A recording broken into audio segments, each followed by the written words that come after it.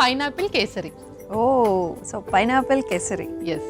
చాలా టెంప్టింగ్గా ఉంది. మరి కావాల్సిన పదార్థాలు తీసుకొచ్చేస్తావా? ఓకే, ఇంగ్రీడియంట్స్ తెచ్చేస్తాను. ఓకే ఓకే అమూల్య, ఇంగ్రీడియంట్స్ తెచ్చేసాను. ఓకే సో ఫస్ట్ కేసరి కావాల్సిన రవ్వ అండ్ బ్రౌన్ షుగర్ అండ్ పైనాపిల్ని చిన్న చిన్న ముక్కలుగా మనం కట్ చేసుకున్నామా, అండ్ మనకి క్యాష్యూస్ అండ్ ఆల్సో అండ్ కిస్మిస్ అండ్ సాఫ్రాన్ కుంకుమ పువ్వు కూడా నానబెట్టేసుకున్నాం. సూపర్, మరి స్టార్ట్ చేద్దామా? యా, స్టార్ట్ చేసేద్దాం. సో ఫస్ట్గా మనము జీడిపప్పు అండ్ అలాగే కిస్మిస్ కొంచెం నెయ్యిలో రోస్ట్ చేసుకొని పక్కన పెట్టేసుకుందాం. అలాగే స్టవ్ ఆన్ చేసి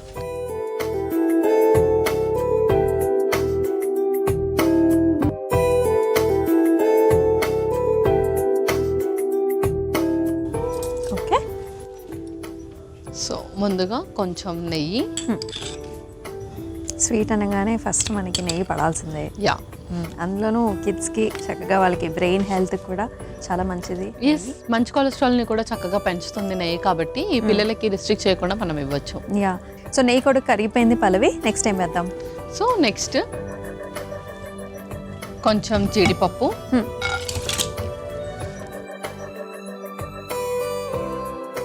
అలాగే కిస్మిస్. ఓకే.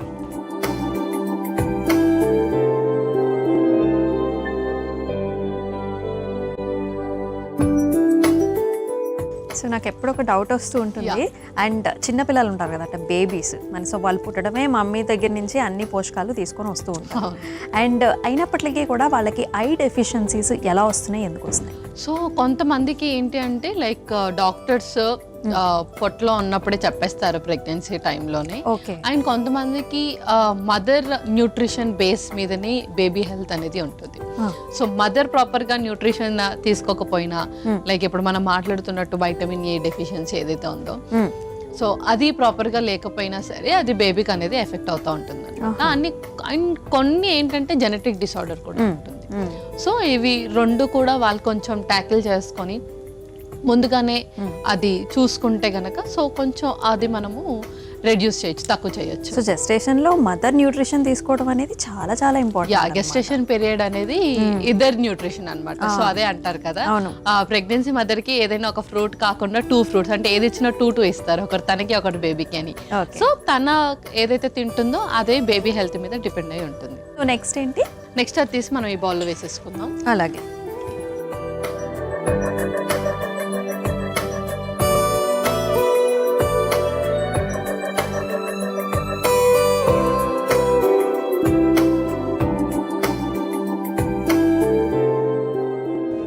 ఇందులో ఇంకొంచెం నెయ్యి వేసేసుకొని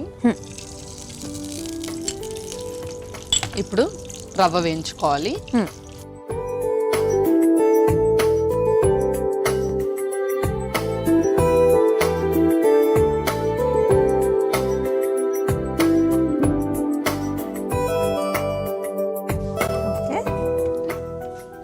ఇప్పుడు నేను వాటర్ వేస్తాను, మీరు కలపండి. కొంచెం ఉండలు త్వరగా లేకుండా అన్నమాట. సో వాటర్ పోసుకుంటూ మెల్లిగా కలిపేసుకోవాలి. ఓకే.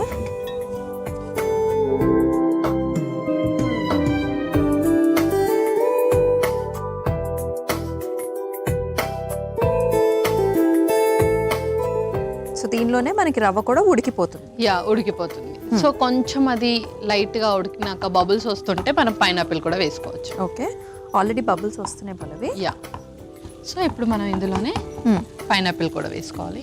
ఓకే.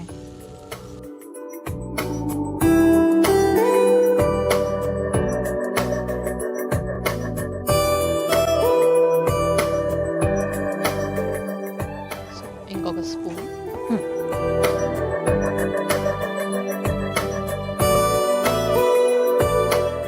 లైట్గా ఇలాచి పౌడర్.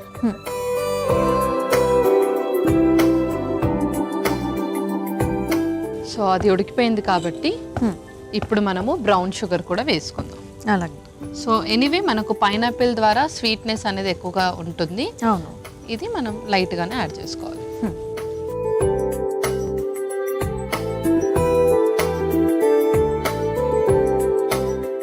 అలాగే కుంకుమ పువ్వు ఫైనల్లీ.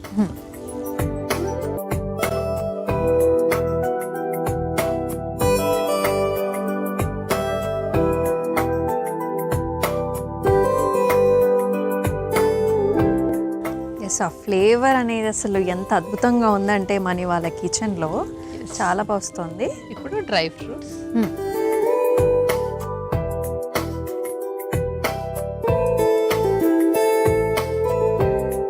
ఒక 2 minutes మనం అలా కలిపేసుకున్న తర్వాత ఓకే, స్టవ్ ఆఫ్ చేసేసుకోవచ్చు. అండ్ కొంచెం గీ కూడా వేద్దాము అలాగే పైనుంచి. వెరీ వెరీ అవునవును, అసలు ఆ ఫ్లేవర్కి ఆ స్మెల్కి ఇప్పటికే ఆగలేకపోతుంది.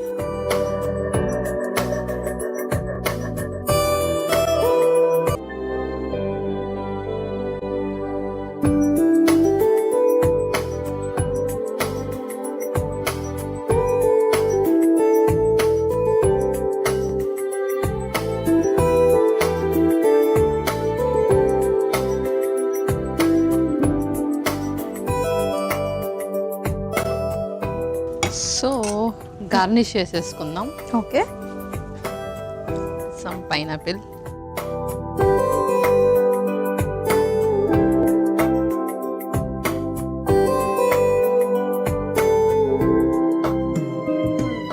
అలాగే డ్రై ఫ్రూట్స్ కూడా.